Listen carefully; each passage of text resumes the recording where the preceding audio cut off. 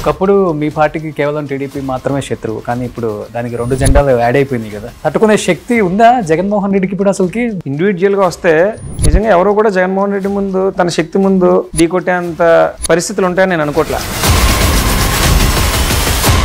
మరి ఇదే లోకేష్ గారు సాక్షాత్ జనసేన అధ్యక్షుడే లోకేష్ నువ్వు నా తల్లిని తిట్టించావు, నిన్ను ఊరుకోను అని అన్నాడా లేదా? లోకేష్ గారికి ఇదే చెప్తున్నాను, మీరు నా తల్లిని దూషించారు, తెలుగుదేశం పార్టీని లోకేష్ గారిని క్షమించను, మర్చిపోకండి, కాపాడుతా.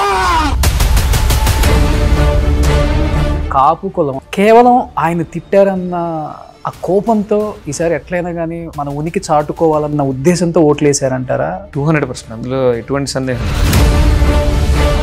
పవన్ కళ్యాణ్ గారిని వ్యక్తిగతంగా దూషించడం, వారి ఇంట్లో ఆడపిల్లలను కూడా తిట్టడం డైజెస్ట్ చేసుకోలేపారు. ఎప్పుడు రియలైజ్ అయ్యారు ఇది ఓడిపోయాక? జగన్మోహన్ రెడ్డి ఒక 5-6 లీడర్ని కంట్రోల్ చేసుకోలేకపోయారా? ఒక రోజా కావచ్చు, అనిల్ యాదవ్ కావచ్చు, నాని కావచ్చు. ఒకవేళ చేసినా కానీ వీళ్ళు లెక్క చేయలేదా?